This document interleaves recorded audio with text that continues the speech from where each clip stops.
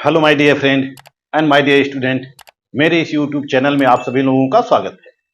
मैं आप लोगों को इसमें BA third year 6th semester से राजनीति विज्ञान विषय का द्वितीय प्रश्न पत्र अंतर्राष्ट्रीय संबंध और राजनीति इंटरनेशनल रिलेशंस एंड पॉलिटिक्स पढ़ा रहा हूं।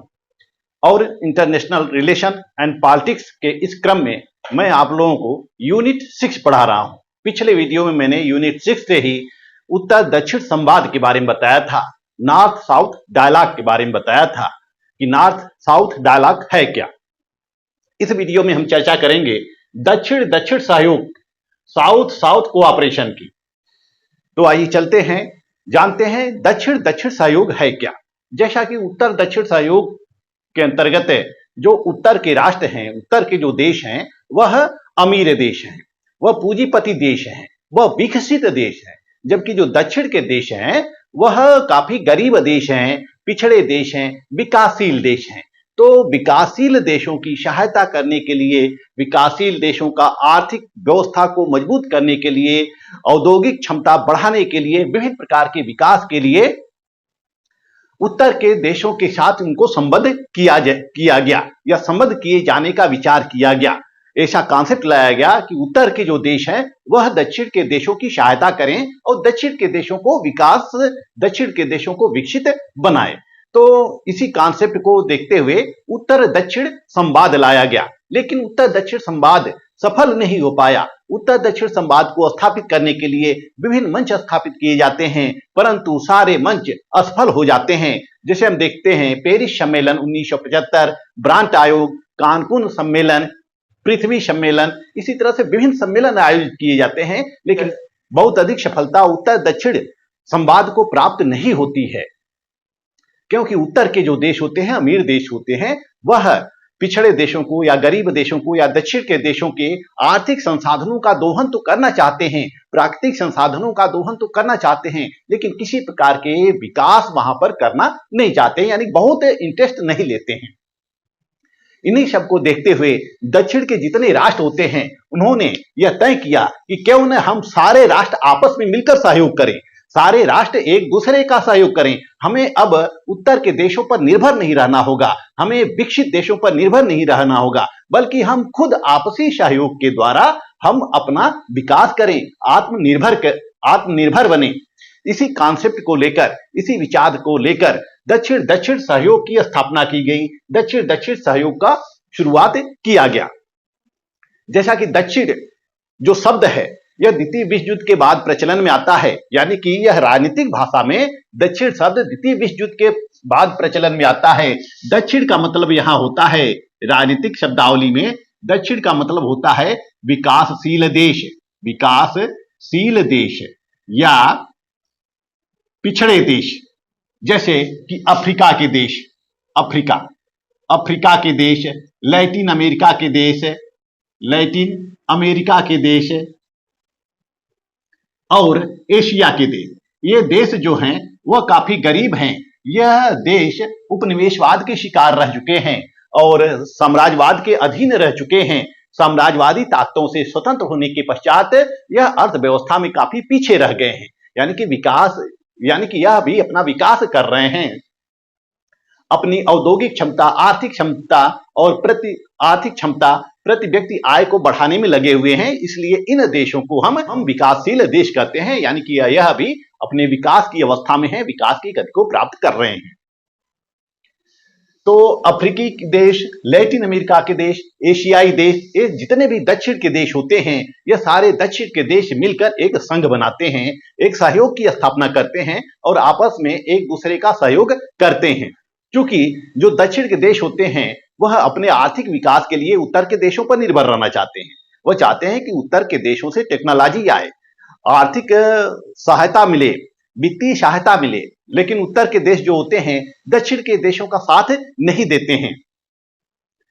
इन्होंने दक्षिण के देशों से काफी अनुरोध भी किया। जो उत्तर दक्षिण संवाद स्थापित हुआ था उसके माध्यम, जो उत्तर दक्षिण संवाद स्थापित हुआ था और उत्तर दक्षिण संवाद के लिए विभिन्न मंच की स्थापना की गई थी, उन मंचों के अंतर्गत दक्षिण के देशों ने काफी अनुरोध किया था लेकिन उत्तर के देशों ने कोई साथ नहीं दिया, कोई सकारात्मक परिणाम प्राप्त नहीं होता है।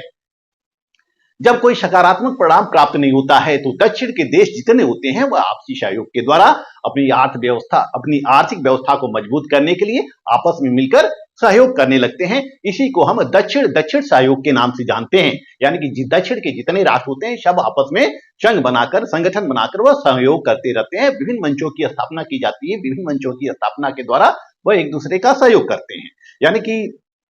यानी कि विकासशील देशों को दक्षिण दक्षिण संवाद की प्रक्रिया द्वारा आत्मनिर्भर बनाने तथा उन्हें की विकसित देशों पर निर्भरता कम होने की प्रक्रिया को ही दक्षिण दक्षिण सहयोग के नाम से हम जानते हैं। जो विकासशील देश हैं वो विकासशील देश दक्षिण दक्षिण संवाद के माध्यम से या दक्षिण दक्षिण प्रक्रिया के माध्यम से वह आत्मनिर्भर बनना चाहते हैं और आत्मनिर्भर बनने की इस प्रक्रिया को ही हम दक्षिण दक्षिण संवाद या दक्षिण दक्षिण सहयोग कहते हैं। अर्थात इसके द्वारा दक्षिण दक्षिण संवाद के द्वारा या दक्षिण दक्षिण सहयोग के द्वारा उनकी आर्थिक निर्भरता उत्तर के देशों पर कम होगी। तो इसी को हम दक्षिण दक्षिण संवाद कहते हैं। दक्षिण दक्षिण सहयोग का आरंभ 1968 में दिल्ली में प्रारंभ किया गया था। 1968 में दिल्ली में प्रारंभ किया गया था। दिल्ली में अंकटाड की बैठक होती है, अंकटाड की बैठक होती है, सम्मेलन होता है अंकटाड का, और इसी के माध्यम से दक्षिण दक्षिण सम्मेलन की या दक्षिण दक्षिण सहयोग की शुरुआत की जाती है। इसके पश्चात हम देखते हैं कि 1970 में लुसाका में सम्मेलन होता है। लुसाका 1970 में लुसाका में सम्मेलन होता है, और जो लुसाका में सम्मेलन आयोजित किया जाता है, लुसाका में सम्मेलन के दौरान इसकी आवश्यकता पर बल दिया गया कि दक्षिण दक्षिण के राष्ट्र आपस में सहयोग करें। फिर हम देखते हैं कि 1974 में संयुक्त राष्ट्र महासभा के द्वारा UNGA यानी कि यूनाइटेड नेशन जनरल असेंबली, संयुक्त राष्ट्र महासभा के द्वारा विभिन्न दक्षिण के राष्ट्रों में नई अंतरराष्ट्रीय आर्थिक व्यवस्था मजबूत करने के लिए इसकी आवश्यकता महसूस की जाती है। इसके पश्चात हम देखते हैं कि दक्षिण दक्षिण सहयोग के लिए विभिन्न मंच बनाए जाते हैं और विभिन्न मंचों के माध्यम से दक्षिण दक्षिण का सहयोग किया जाता है। दक्षिण के राष्ट्र आपस में मिलकर सहयोग करते हैं। जैसे हम देखते हैं पहला मंच होता है अंकटाड सम्मेलन। यह जो अंकटाड सम्मेलन होता है यह संयुक्त राष्ट्र सहयोग के द्वारा स्थापित किया जाता है। अंकटाड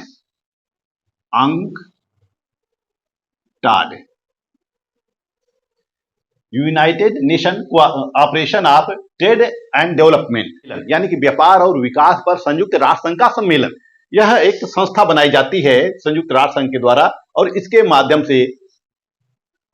माध्यम से जो पिछड़े राष्ट्र होते हैं, जो विकासशील राष्ट्र होते हैं, उनके विकास करने के लिए, उनका विकास करने के लिए, आर्थिक व्यवस्था को मजबूत करने के लिए प्रयास किया जाता है। जो अंकटाड की स्थापना की जाती है वह विकासशील देशों की मांग पर की जाती है। विकासशील देश ये चाहते हैं कि उन विकासशील देशों के लिए आर्थिक सहयोग कार्यक्रम लागू किया जाए, और आर्थिक सहयोग कार्यक्रम किसके माध्यम से लागू किया जाना था? अंकटाड के माध्यम से लागू किया जाना था। तो संयुक्त राष्ट्र संघ ने 30 दिसंबर 1964 को अंकटाड की स्थापना की, और इसके माध्यम से दक्षिण के राष्ट्रों का विकास करने के लिए एक प्रयास करना शुरू कर दिया।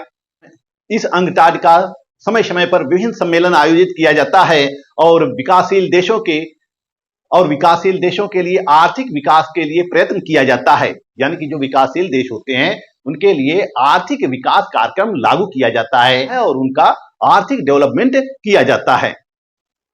अंकटाड का जो 9वां शिखर सम्मेलन होता है वह मई 1996 में अफ्रीका के मिडलैंड में होता है। 9वां शिखर सम्मेलन, इसका 9वां शिखर सम्मेलन अफ्रीका के मिडलैंड शहर में होता है। मिडलैंड शहर में आयोजित किया जाता है, और इस मिडलैंड शहर में जो अंकटाड का 9वां शिखर सम्मेलन होता है इसमें 134 देश भाग लेते हैं। 134 देश भाग लेते हैं, यानी कि विकसित देश भी होते हैं और विकासशील देश भी होते हैं। सभी देश इसमें भाग लेते हैं, अधिकांश देश भाग लेते हैं। वर्तमान में अंकटाड में 195 सदस्य हैं। 195 सदस्य हैं, अंगटाड के 195 सदस्य हैं। और इसका एक अस्थायी सचिवालय है जो स्विट्जरलैंड के जनेवा में स्थित है। स्विट्जरलैंड के जनेवा में इसका सचिवालय स्थित है अंगटाड का। अंगटाड का जो पहला सम्मेलन होता है वह 30 दिसंबर 1964 को जनेवा में आयोजित किया जाता है। 30 दिसंबर 1964 को जनेवा में आयोजित किया जाता है। इस तरह से इसका पहला सम्मेलन 30 दिसंबर 1964 को जनेवा में आयोजित किया जाता है। फिर समय समय पर इसके विभिन्न सम्मेलन होते रहते हैं, जैसे कि 1968 में दिल्ली में सम्मेलन हुआ था, 1972 में चिली में सम्मेलन होता है। इसी तरह से 2016 में हम देखते हैं कि अंगटाड का नैरोबी में सम्मेलन आयोजित किया जाता है। फिर 2021 में इसका ब्रिज टाउन में आयोजित किया जाता है। 2021 में इसका सम्मेलन ब्रिज टाउन में आयोजित किया जाता है। क्योंकि अंगटाड का सम्मेलन जो होता है वह प्रत्येक 4 वर्ष के पश्चात आयोजित किया जाता है। तो इसकी योजना 2020 में बनी थी, लेकिन कोविड-19 के कारण अंगटाड का सम्मेलन 2021 में आयोजित किया जाता है, ब्रिज टाउन में आयोजित किया जाता है। इस तरह से हम देखते हैं कि अंगटाड के द्वारा समय समय पर विभिन्न सम्मेलन आयोजित किए जाते हैं और दक्षिण के देशों के मध्य या विकासशील देशों के मध्य यह आपसी सहयोग को बढ़ाने के लिए एक सफल मंच माना जाता है। अंगटाड जो है यह दक्षिण के देशों के मध्य आपसी सहयोग को निर्धारित करने के लिए, आपसी सहयोग को बढ़ावा देने के लिए और सहयोग के द्वारा आपसी विकास को बढ़ावा देने के लिए यह बहुत ही सफलतम मंच माना जाता है अंगटाड। और यह दक्षिण दक्षिण संवाद का या दक्षिण दक्षिण सहयोग का बहुत ही महत्वपूर्ण मंच है। आइए देखते हैं दूसरा मंच या दूसरा प्लेटफॉर्म है ग्रुप 77। ग्रुप 77 समूह 77 जिसको हम कहते हैं। जैसा कि जब यूएनओ की स्थापना होती है 1945 में यूएनओ की स्थापना होती है। यूएनओ संयुक्त राष्ट्र संघ की स्थापना 24 अक्टूबर 1945 में होती है। तो जब 1945 में संयुक्त राष्ट्र संघ की स्थापना होती है तो धीरे धीरे विभिन्न देश सदस्य बनने लगते हैं। वर्तमान में यूएनओ के सदस्य कितने हैं? 193 देश सदस्य हैं।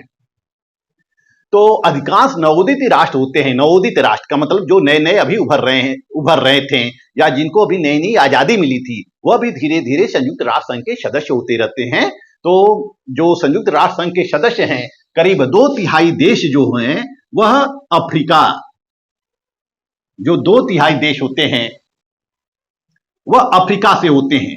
2/3 देश अफ्रीका से होते हैं। तो ये जो 2/3 देश अफ्रीका से होते हैं, तो इन्होंने स्वयं को G77 कहना शुरू कर दिया। यानी कि अफ्रीकी कंट्री में करीब 77 देश होते हैं और यह 77 देश संयुक्त राष्ट्र संघ के सदस्य हो जाते हैं और यह सारे अफ्रीकी देश मिलकर अपने को 77 कहना शुरू कर देते हैं। और इसकी स्थापना G77 की स्थापना यूएनओ के तत्वाधान में 1964 में ही की गई थी। 1964 में इसकी स्थापना की गई थी। और यह G77 जो है यह अंतरंग समूह है और इसको हम G24 के नाम से भी जानते हैं। G24 के नाम से इसको जाना जाता है। G77 को G24 के नाम से भी जाना जाता है।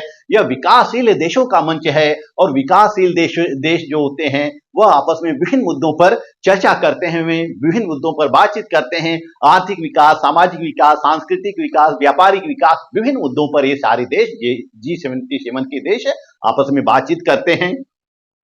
G77 अंतर्राष्ट्रीय समुदाय से आर्थिक विकास के मार्ग में आने वाली विभिन्न बाधाओं को दूर करने का भी प्रयास करता है, दूर करने का भी अपील करता है। वर्तमान में G77 में ऐसे देश हैं जो साम्राज्यवादी ताकतों के अधीन रहे हों, जो गुलाम रहे हों, ब्रिटेन के गुलाम रहे हों या स्पेन के गुलाम रहे हों या डेनमार्क के या हालैंड के या पुर्तगाल के गुलाम रहे हों। ये साम्राज्यवादी देश थे जो विभिन्न देशों को कब्जा करके उनको उपनिवेश बना लेते थे। तो जब ये देश उपनिवेशवाद से मुक्त होते हैं, जब इन देशों का उपनिवेशीकरण होता है तो फिर यह धीरे धीरे स्वतंत्र होने लगते हैं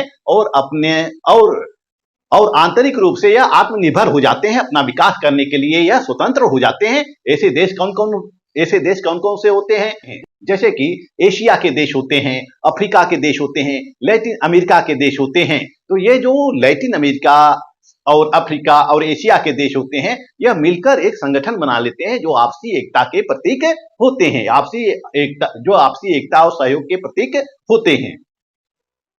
यह जो G77 है, यह विभिन्न मुद्दों पर चर्चा करता है। विभिन्न जो अंतर्राष्ट्रीय मुद्दे होते हैं, अंतर्राष्ट्रीय समस्याएं होती हैं, वह उन विभिन्न अंतर्राष्ट्रीय समस्याओं की चर्चा करता है और विश्व और वैश्विक समुदाय से मांग करता है कि वह उनकी समस्याओं को पूरा करे, उनकी समस्याओं से निजात दिलाए, उनकी समस्याओं को दूर करे। जैसे कि यह चाहता है कि समुद्री कानून लागू किया जाए, समुद्री कानून सबके लिए एक समान हो, शस्त्र नियंत्रण लागू किया जाए और ऊर्जा, अंतर्राष्ट्रीय व्यापार आदि मुद्दों पर वैश्विक स्तर पर बातचीत की जाए और विभिन्न प्रकार की समस्याओं को दूर करने का प्रयत्न किया जाए। तो हम देखते हैं कि इस तरह से हम देखते हैं कि जो ग्रुप 77 है, यह दक्षिण दक्षिण संवाद के लिए एक अच्छा माध्यम है। इसके माध्यम से भी दक्षिण के राष्ट्रों का आर्थिक, राजनीतिक, सामाजिक, सांस्कृतिक विकास होता है, प्रौद्योगिकी या तकनीकी विकास होता है। यह भी आपस में सहयोग करते हैं G77 के देश। आइए अब देखते हैं तीसरा, गुट निरपेक्ष आंदोलन। पिछले वीडियो में मैंने आपको गुट निरपेक्ष आंदोलन के बारे में बताया था, शॉर्ट में ही बताया था, एक टॉपिक था, उस टॉपिक के बारे में अवगत कराया था। यह गुट निरपेक्ष आंदोलन क्या है? जब द्वितीय विश्व युद्ध समाप्त होता है 1945 के पश्चात, तो 1947 से शीत युद्ध प्रारंभ हो जाता है। तो कुछ राष्ट्र रूस के साथ हो जाते हैं, कुछ राष्ट्र सोवियत संघ रूस के साथ हो जाते हैं, कुछ राष्ट्र अमेरिका के साथ हो जाते हैं। यानी कि यह जो विश्व होता है दो समुदायों में बढ़ जाता है। एक पूंजीवादी देश होता है, एक पूंजीवादी देशों का गुट होता है, दूसरा साम्यवादी देशों का गुट होता है। जो साम्यवादी देश होते हैं वह सोवियत संघ रूस के साथ होते हैं, जो पूंजीवादी विचारधारा के समर्थक होते हैं वह अमेरिका के साथ होते हैं। यानी कि अमेरिका और सोवियत संघ रूस, यही विश्व के दो महाशक्तियां मानी जाती थी। तो कुछ देश सोवियत संघ रूस के साथ चले जाते हैं, कुछ देश अमेरिका के साथ चले जाते हैं, संयुक्त राज्य अमेरिका के साथ चले जाते हैं। लेकिन उसी में कुछ देश ऐसे होते हैं जो ये चाहते हैं कि न तो हम अमेरिका के साथ जाएंगे, न तो हम रूस के साथ जाएंगे, क्योंकि यदि वह रूस के साथ जाएंगे तो अमेरिका को दुश्मन बना बैठेंगे, और यदि अमेरिका के साथ जाएंगे तो सोवियत संघ रूस को दुश्मन बना बैठेंगे। इस तरह से दो महाशक्तियों के बीच वे पीछे जाएंगे। तो उन्होंने तटस्थता का मार्ग ग्रहण किया, उन्होंने गुट निरपेक्षता का मार्ग ग्रहण किया। यानी कि गुट निरपेक्षता, यानी कि दोनों गुटों से इन्होंने अपना पृथक अस्तित्व बनाए रखा। गुट निरपेक्ष आंदोलन के निर्माण में सबसे महत्वपूर्ण भूमिका जो है वह भारत के प्रधानमंत्री जवाहरलाल नेहरू की है। इसी तरह से घाना के राष्ट्रपति नक्रुमा की है। इंडोनेशिया, यूगोस्लाविया इत्यादि विभिन्न देशों के राष्ट्रपति मिलकर इस गुट निरपेक्ष आंदोलन की स्थापना करते हैं और धीरे धीरे इस गुट निरपेक्ष आंदोलन में विभिन्न देश सम्मिलित होते हैं। यह जो गुट निरपेक्ष आंदोलन होता है यह भी विकासशील राष्ट्रों का समूह है, नवोदित राष्ट्रों का समूह है, ऐसे राष्ट्रों का समूह है, ऐसे देशों का समूह है जो कि उपनिवेशवाद से, जिनको कि उपनिवेशवाद से मुक्ति मिली है या साम्राज्यवाद से मुक्ति मिली है, या 1947 के पश्चात ये देश धीरे धीरे स्वतंत्र हुए हैं। तो इस गुट निरपेक्ष आंदोलन का उद्देश्य यह होता है कि यह आपस में मिलकर आपस में एक दूसरे का सहयोग करेंगे और सहयोग के द्वारा यह एक दूसरे का आर्थिक विकास में सहयोग करेंगे, सांस्कृतिक विकास में सहयोग करेंगे, सामाजिक बुराइयां जो हैं वो सारी सामाजिक बुराइयों को दूर करने का प्रयास करेंगे, तकनीकी, वैज्ञानिक इत्यादि विभिन्न प्रकार के विकास करेंगे और एक दूसरे का सहयोग करेंगे। यानी कि जो वस्तुएं या जो चीज एक देश के पास नहीं होगी वह अपने दूसरे देशों से ले लेगा। यानी कि दक्षिण के जो जितने देश होंगे वह सारे दक्षिण के देश आपस में मिलकर सहयोग करेंगे ताकि उन्हें विकसित राष्ट्रों का मुंह न देखना पड़े। अमेरिका और रूस, इटली वगैरह विभिन्न ब्रिटेन जितने भी विकसित राष्ट्र हैं उन विकसित राष्ट्रों का मुंह न देखना पड़े, बल्कि वह आपस में ही एक दूसरे के साथ सहयोग करके अपना विकास कर लें और आत्मनिर्भर बने और उत्तर के देशों पर निर्भरता समाप्त की जाए। इस गुट निरपेक्ष आंदोलन की स्थापना 1961 में बेलग्रेड में होती है। इसकी स्थापना कब होती है? 1961 में बेलग्रेड में होती है। बेलग्रेड में होती है इसकी स्थापना 1961 में बेलग्रेड में होती है और इसकी विभिन्न बैठकें हो चुकी हैं, विभिन्न सम्मेलन, शिखर सम्मेलन आयोजित हो चुके हैं। इस गुट निरपेक्ष आंदोलन के विभिन्न शिखर सम्मेलन हो चुके हैं और अपने सम्मेलन के माध्यम से यह दक्षिण सहयोग को बढ़ाने की दिशा में एक सुदृढ़ मंच का काम किया है। तो हम देखते हैं कि गुट निरपेक्ष आंदोलन के द्वारा जितने विकासशील राष्ट्र हैं, विकासशील राज्य हैं या विकासशील देश हैं, वह सारे विकासशील देश अपने मध्य वह सहयोग को बढ़ावा देते हैं। अब नेक्स्ट देखते हैं चौथा, G15 सम्मेलन। यह सारे सम्मेलन जो हैं यह एक मंच के रूप में है दक्षिण दक्षिण सहयोग के लिए। G15 सम्मेलन, जो G15 सम्मेलन है यह भी विकासशील देशों का एक समूह है। इसका पहला शिखर सम्मेलन 1 जून 1990 को कुआलालंपुर में होता है। इसका जो सम्मेलन होता है 1 जून 1990 को कुआलालंपुर में होता है। और इस सम्मेलन में विभिन्न मुद्दों पर चर्चा की जाती है, जैसे कि चिकित्सा के क्षेत्र में बढ़ावा देने के लिए, विज्ञान के क्षेत्र में बढ़ावा देने के लिए, और विभिन्न जो जिन्स हैं उन जिन्स को सुरक्षित करने के लिए एक जिन्स बैंक की स्थापना करने का सुझाव दिया जाता है। सौर ऊर्जा, सिंचाई पंप, छोटे रेफ्रिजरेटर और सौर ऊर्जा की कार्यप्रणाली का विकास, इन सभी परियोजनाओं को लागू किया जाता है या लागू किए जाने पर आपसी चर्चा की जाती है। G15 का समय समय पर विभिन्न सम्मेलन आयोजित किया जाता रहा है, जैसे कि 1993 में G15 का सम्मेलन दिल्ली में होता है, फिर 1995 में अर्जेंटीना में होता है, 1996 में हरारे में शिखर सम्मेलन आयोजित किया जाता है, 1997 में फिर कुआलालंपुर में होता है, फिर 2000 में जमैका में होता है, और फिर 1997 में इस G15 में केन्या को भी शामिल किया जाता है। 1997 में G15 समूहों के अंतर्गत केन्या को भी शामिल कर लिया जाता है। यह जो G15 है यह एक शक्तिशाली कार्यक्रम के रूप में उभरा है, यानी कि इसके जो कार्यक्रम है काफी शक्तिशाली है, और यह दक्षिण दक्षिण संवाद को आगे बढ़ाने का प्रयास करता है। यह दक्षिण दक्षिण संवाद को बढ़ाने के लिए एक महत्वपूर्ण मंच है, और जो विभिन्न विकासशील देश हैं, विकासशील देशों के मध्य यह आपसी सहयोग के द्वारा तकनीकी विकास, पूंजी निवेश इत्यादि करने को प्रोत्साहन देता है। इन विभिन्न माध्यमों के द्वारा यह विभिन्न विकासशील देशों को आत्मनिर्भर बनाने का प्रयास करता है। नेक्स्ट देखते हैं पांचवा, दक्षिण आयोग। दक्षिण आयोग, यह जो दक्षिण आयोग है यह भी दक्षिण दक्षिण सहयोग के लिए महत्वपूर्ण मंच है। दक्षिण आयोग के द्वारा दक्षिण के विभिन्न विकासशील देशों का सहयोग किया जाता है। दक्षिण आयोग की स्थापना का सुझाव 1986 में निर्गुट आंदोलन का हरारे शिखर सम्मेलन जो होता है, निर्गुट आंदोलन, जिसको हम गुट निरपेक्ष आंदोलन भी कहते हैं, कंफ्यूज मत होइएगा, निर्गुट आंदोलन और गुट निरपेक्ष आंदोलन में 1986 में निर्गुट आंदोलन का हरारे शिखर सम्मेलन आयोजित किया जाता है, और इस हरारे शिखर सम्मेलन में दक्षिण आयोग की स्थापना का सुझाव लाया जाता है। और 2 अक्टूबर 1987 को जिनेवा में इसका कार्यालय खोला जाता है।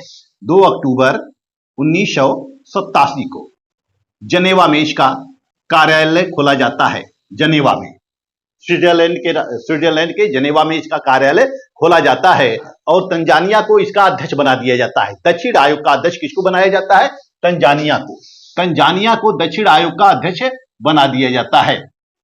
यह तंजानिया जो होता है 28 सदस्यीय दक्षिण आयोग का पहला अध्यक्ष होता है। 28 सदस्यीय। इस दक्षिण आयोग में सदस्य कितने होते हैं? 28 सदस्य होते हैं, और भारत को महासचिव का पद प्राप्त होता है। मार्च 1988 में दक्षिण आयोग की दूसरी बैठक कुआलालंपुर में होती है, और इस बैठक में सभी सदस्यों ने दक्षिण दक्षिण सहयोग को बढ़ाने के लिए एकता का शपथ लिया। तो इस तरह से यह आयोग दक्षिण दक्षिण सहयोग को बढ़ाने के लिए बहुत ही महत्वपूर्ण कार्य किया, और आज भी दक्षिण आयोग अपना कार्य करता आ रहा है। अब नेक्स्ट देखते हैं आसियान।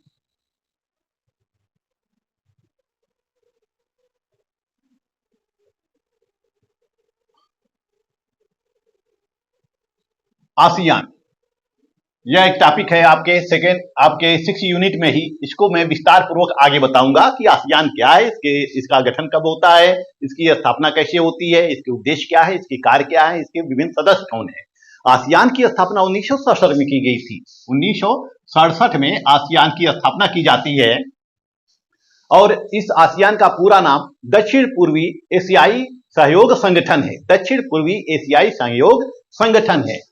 इस आसियान के विभिन्न दक्षिण पूर्वी राष्ट्र सदस्य हैं, जैसे लाओस है, कंबोडिया है, वियतनाम है, ब्रुनेई है, थाईलैंड है, फिलीपींस है, मलेशिया है, इंडोनेशिया है। विभिन्न राज्य जो हैं वह इस आसियान के सदस्य हैं। लगभग 10 राज्य इसके सदस्य हैं। 10 राज्य आसियान के सदस्य हैं। आसियान की स्थापना के पीछे आसियान राष्ट्रों का, आसियान राज्यों का यह उद्देश्य था कि वह आपस में मिलकर वह आपस में एक दूसरे का सहयोग करेंगे और सभी राष्ट्रों का आर्थिक, सांस्कृतिक और सामाजिक विकास को बढ़ावा देंगे। यानी कि सामाजिक विकास के लिए, आर्थिक विकास के लिए, राजनीतिक विकास के लिए एक दूसरे का सहयोग करेंगे। और इसके साथ ही साथ वह कृषि के क्षेत्र में, व्यापार के क्षेत्र में, बैंकिंग के क्षेत्र में, उद्योग के क्षेत्र में साझे मामलों पर परस्पर सहयोग को बढ़ावा देंगे। यानी कि एक दूसरे के साथ साझा हितों को शेयर करेंगे और साझे विकास को प्रोत्साहन देंगे। तो इस तरह से हम देखते हैं कि आसियान भी दक्षिण दक्षिण सहयोग को बढ़ावा देने का एक महत्वपूर्ण मंच है, महत्वपूर्ण प्रयत्न है। आज आसियान के विभिन्न सहयोगी राष्ट्र हैं। भारत हालांकि आसियान का सदस्य नहीं है। भारत की बैठक आसियान के साथ अलग से होती है और आसियान के विभिन्न पर्यवेक्षक देश भी हैं। तो आसियान जो है वह दक्षिण के राज्यों के आर्थिक, राजनीतिक, सामाजिक विकास के लिए प्रयत्नशील है। फिर 7वां देखते हैं हम, सार्क। सार्क की स्थापना 1985 में की जाती है। सार्क की स्थापना 1985 में की जाती है। इसका पूरा नाम दक्षिण एशियाई सहयोग संगठन है, south Asia association of regional cooperation. इसकी स्थापना 1985 में की जाती है। दक्षिण एशियाई के विभिन्न देश इसके सदस्य हैं, जैसे नेपाल, भूटान, बांग्लादेश, श्रीलंका, पाकिस्तान, मालदीव, भारत इत्यादि, ये सारे इसके सदस्य हैं। सार्क का 11वां शिखर सम्मेलन जनवरी 2002 में काठमांडू में होता है। जनवरी 2002 में काठमांडू में होता है। काठमांडू में होता है और इसमें विभिन्न राष्ट्रों की समस्याओं पर विस्तार पूर्वक चर्चा की जाती है। इसमें व्यापार संबंधी चर्चा किया जाता है। विभिन्न राष्ट्रों के मध्य आपसी व्यापार को बढ़ाने के लिए, वित्तीय सुविधा देने के लिए, वित्तीय सहयोग देने के लिए तथा विभिन्न राष्ट्रों के मध्य, विभिन्न राज्यों के मध्य आपस में सहयोग कर, विभिन्न राज्यों के मध्य निवेश करने के लिए, विभिन्न राज्यों के मध्य आपस में निवेश करने के लिए या निवेशों को बढ़ावा देने के लिए, निवेशों को बढ़ावा देने पर जोर दिया जाता है ताकि एक राष्ट्र दूसरे राष्ट्र में निवेश कर सकें। विभिन्न दक्षिण एशियाई के देश एक दूसरे देशों में निवेश करके अपनी आर्थिक अर्थव्यवस्था को मजबूत करेंगे, अपनी आर्थिक व्यवस्था को मजबूत करेंगे, अपनी अर्थव्यवस्था को मजबूत करेंगे। इस तरह से यह संगठन भी दक्षिण के देशों को आर्थिक रूप से सक्षम बनाने का प्रयास कर रहा है, लगातार प्रयास कर रहा है कि दक्षिण के जितने भी देश हैं वह सब सक्षम बनते रहें, उनका आर्थिक विकास होता रहे, व्यापारिक विकास होता रहे, वैदेशिक विकास होता रहे, राजनयिक विकास होता रहे। यानी कि चतुर्मुखी विकास के लिए यह आसियान और सार्क प्रयत्न कर रहा है। 8वां देखते हैं, हिमतक्षेस। हिमतक्षेस IORARC हिमतक्षेस। यह हिंद महासागर के तट पे स्थित विभिन्न देशों का समूह है। हिमतक्षेस, इसकी स्थापना 1987 में की जाती है। इसकी स्थापना भी 1987 में की जाती है, हिमतक्षेस की स्थापना।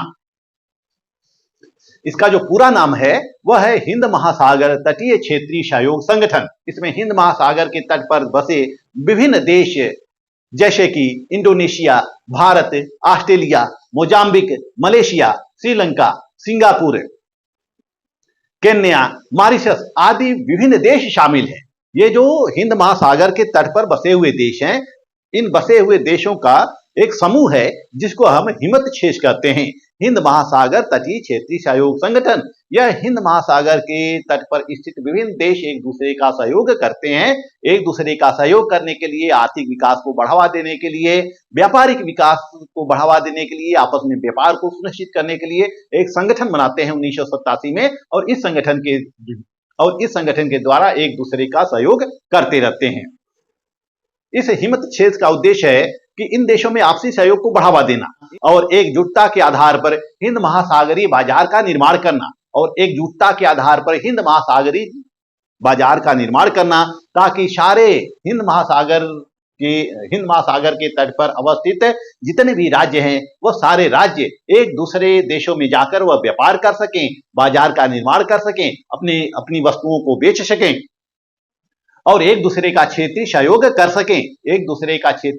कर सकें, तो इस तरह से हम देखते हैं कि यह जो हिमत क्षेत्र है यह भी क्षेत्रीय सहयोग पर आधारित है, दक्षिण के राष्ट्रों के मध्य आपसी सहयोग पर आधारित है। तो इस तरह से हम देखते हैं कि दक्षिण दक्षिण संवाद के माध्यम से सभी दक्षिण के देशों को संगठित किया जा सकता है।